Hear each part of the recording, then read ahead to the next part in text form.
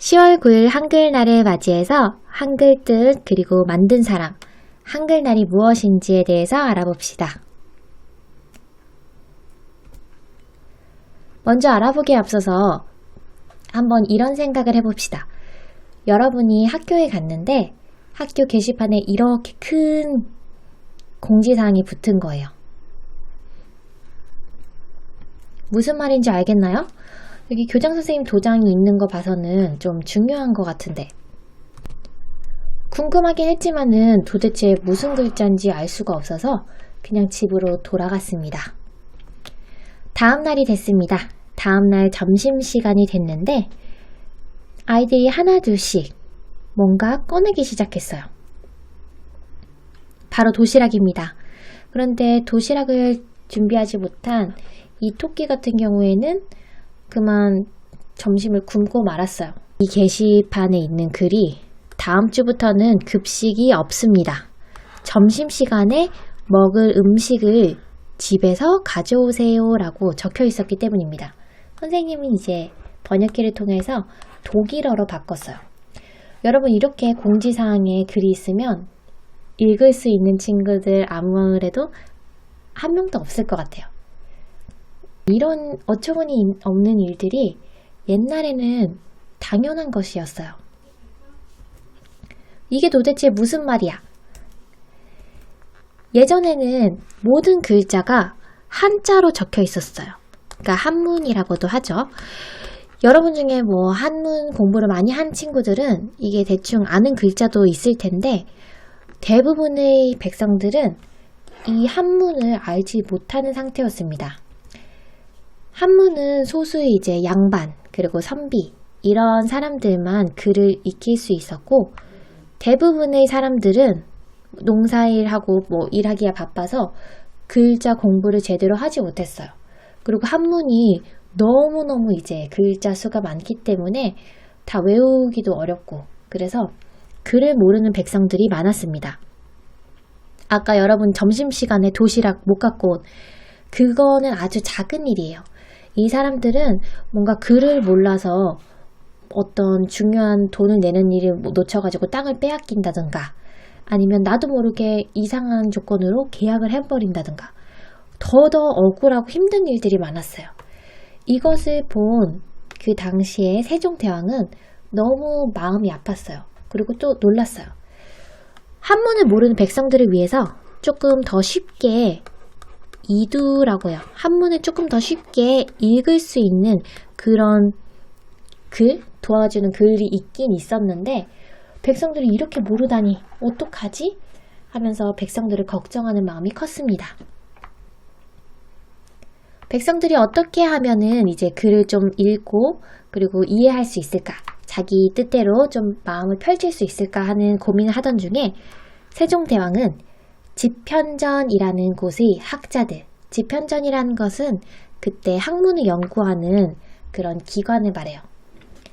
그 학자들과 함께 1443년 드디어 훈민정음이라는 것을 만듭니다. 훈 같은 경우에는 가르치다, 백성민, 그 다음에 발정, 소리, 해서 백성을 가르치는 바른 소리, 뜻도 너무 멋있지 않나요? 훈민정음이라는 것을 만듭니다. 예전에는 이제 여러분이 이런 것들은 아는 글자죠? 근데 이제 이런 것들 조금 우리가 익숙하지 않은 그런 글자들이 있습니다. 총 28개의 이제 글자를 만들어서 백성들이 한문 대신 쓸 수 있도록 세종대왕님께서 만드셨습니다. 지금 이제 우리가 쓰는 것, 기역, 니은, 디귿, 아, 야, 우 이런 것들은 한글이라고 하지요. 한글은 옛날에 이제 처음 나왔을 때 이름은 아까 설명했듯이 훈민정음이었습니다. 1910년대에 한글 학자들이 훈민정음 대신에 한글이라는 이름을 붙였습니다. 그러니까 지금 이제 뭐 100년 정도 됐네요. 그때는 이 한글이란 뜻은 무슨 뜻이냐면 한이 크다는 뜻이에요. 그래서 큰 글. 훈민정음도 되게 멋있는 뜻이었는데 우리 한글이 되게 큰 글, 멋있는 뜻도 있는 것 같아요. 우리 한글이 특별한 이유는 세 가지를 꼽을 수 있는데 너무 많지만 그 중에 세 가지. 첫 번째는 누가, 언제, 왜 만들어든지 정확히 알 수 있는 글자입니다. 다른 글자들은 이제 그냥 쓰다 보니까 옛날부터 내려왔기 때문에 그런 글자들을 쓴 경우가 많은데 한글 같은 경우에는 1443년에 세종대왕이 집현전 학자들과 함께 왜 만들었지요? 백성들이 조금 더 편리한 삶을 살 수 있도록 그렇게 도와주고 싶은 마음에 만들었었죠. 그리고 둘째, 과학적인 글자입니다. 발음하는 모양을 본떠서 만들어서 과학적인 글자라고 하는데 나중에 여러분이 좀 중학교나 고등학교 때 되면 배울 거예요. 이렇게 이제 사람이 코가 있고 입이 있습니다. 그럼 여기에 있는 이 입이잖아요. 좀 이상한데 이렇게 입이 있으면 여기 안에 혀가 있잖아요. 혀가 뭐 니은이면 이런 식으로 만들어지고 그런 모양을 본따서 이제 만든 과학적인 글자입니다. 또 누구나 쉽게 배울 수 있는 것도 정말 좋은 점 중에 하나입니다. 문맹률이 1%입니다. 문맹이란 것은 배우지 못해서 글을 읽거나 쓰지 못하는 경우입니다. 여러분 주변에 혹시 뭐 글을 읽거나 쓰지 못하는 것, 아주 어린이들 말고요. 보통 대부분의 친구들이 교과서 정도를 읽고 그리고 글 쓸 수 있잖아요. 그렇게 이 글을 읽거나 쓰지 못하는 사람이 거의 없을 정도로 쉽다. 아까 훈민정음은 28글자인데 이제는 24글자 정도예요. 우리가 쓰는 건 24글자인데 이 글자들이 보면은 여러분 기역, 니은, 디귿, 리을 이렇게 자음이라고 부르는 것, 아야, 어여 이렇게 모음이라고 부르는 것, 이것들이 이렇게 합쳐가지고 다양한 글자, 받침도 될 수 있고 다양한 글자 여러 가지를 만들 수 있으니까 누구나 쉽게 더 배울 수 있는 이유 중에 하나인 것 같습니다. 문맹이 아까 뭐 글을 읽거나 뭐 쓰지 못하는 그런 사람이라고 했는데 우리나라에는 많이 없는데 전 세계에는 이제 글이 너무 어려워서 문맹들이 있는 국가들이 있습니다. 매년 9월 8일은 세계 문해의 날입니다. 문해라는 건 이제 읽고 그런 쓰는 능력이에요.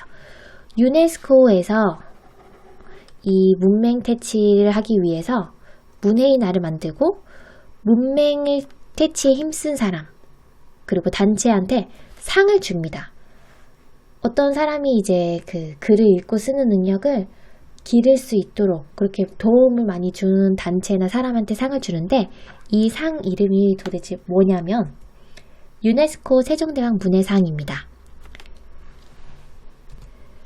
이 세종대왕이라는 이름을 쓴 이유는 백성들이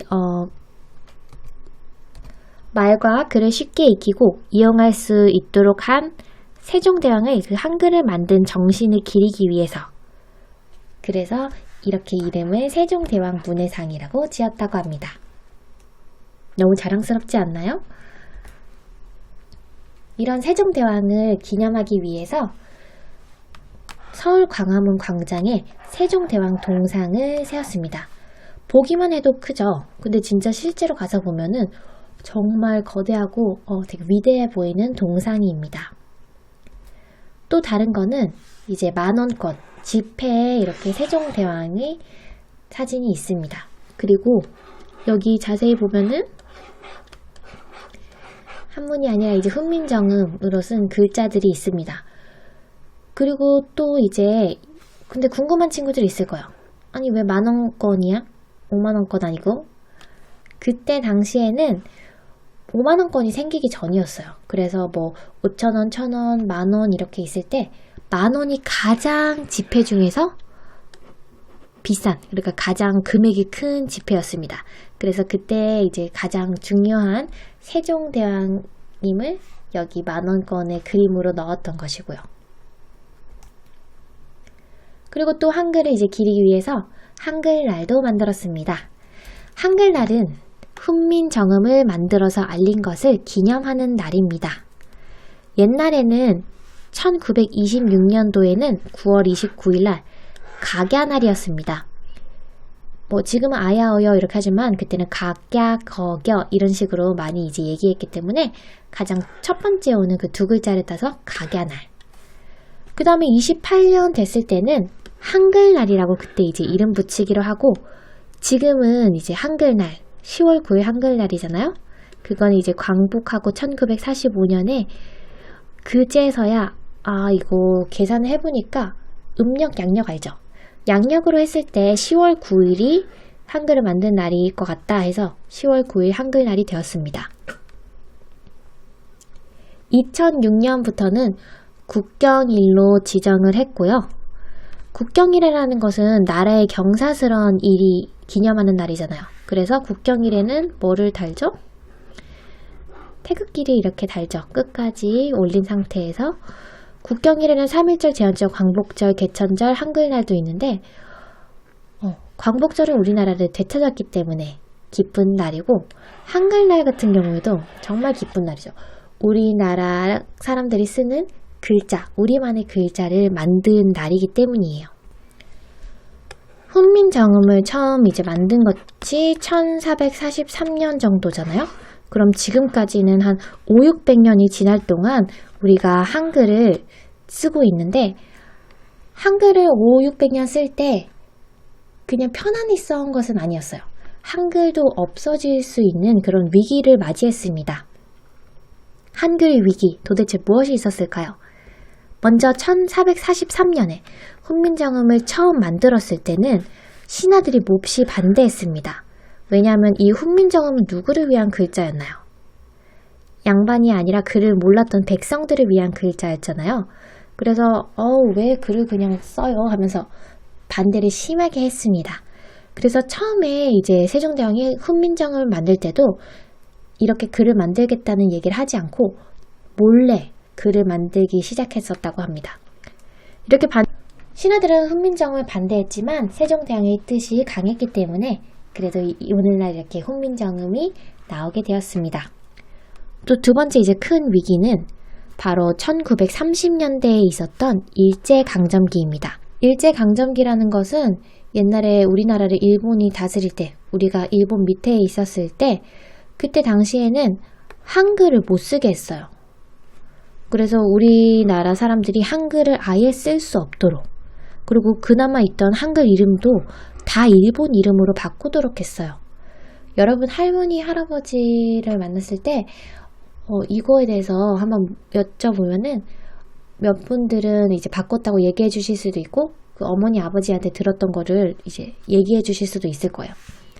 이때는 정말 위기였어요. 한글이 없어질 수도 있겠다. 그냥 못 쓰게 하니까. 그러면 일제강점기 동안에는 한글을 계속 안 쓰고 한 30년 이렇게 있다 보면은 글을 자연스럽게 읽게 되니까, 이때 조선어학회라는 곳에서 혹시 한글을 지금 안 쓰면 후손들이 모를 수도 있으니까 한글을 보존하기 위해서 많은 노력을 했습니다. 이 영화도 있어요. 말모이라고.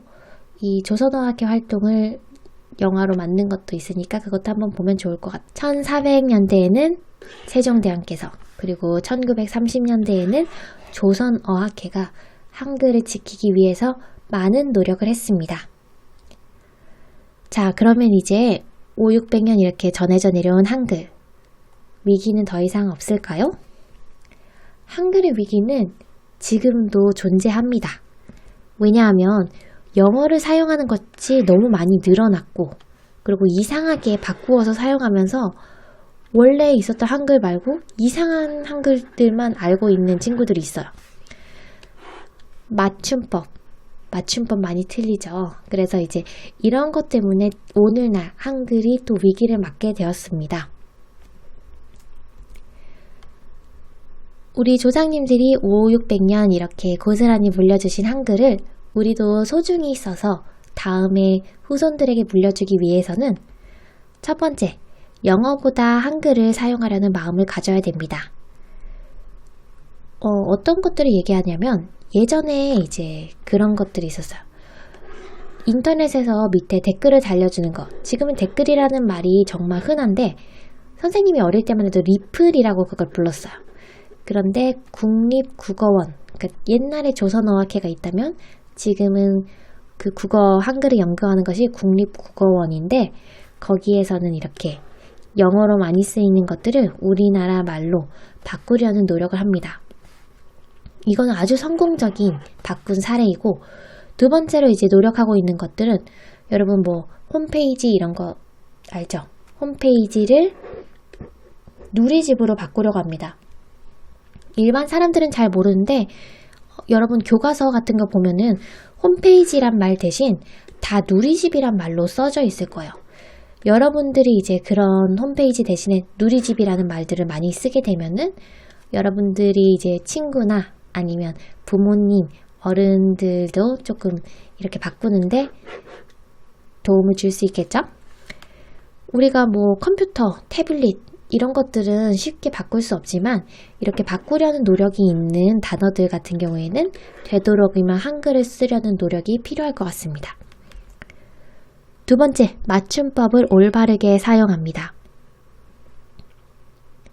맞춤법을 올바르게 사용하려면 맞춤법을 좀 알아야겠죠? 책을 읽을 때 아니면 교과서를 볼 때 그때 조금 자기가 자주 틀리는 맞춤법들은 눈여겨서 보면서 공부하는 기회를 가졌으면 좋겠습니다. 그리고 마지막으로 고운말, 바른말을 사용하려는 마음을 가지기 바랍니다. 이것도 정말 중요해요. 한글을 만들고 그 한글 글자를 만들었을 때 그리고 조상님들이 그것을 지키려고 했을 때 그 마음을 생각하면은 여러분이 함부로 뭐 나쁜 말을 사용하거나 이상한 말을 사용할 수는 없을 거예요. 그래서 한글을 소중히 여기는 마음으로 고운말, 바른말 사용하려고 노력했으면 좋겠습니다. 오늘 한글 훈민정음 그리고 세종대왕에 대해서 알아봤습니다. 여러분 한글을 지키기 위해서 여러분이 할 수 있는 일이 아주 많아요.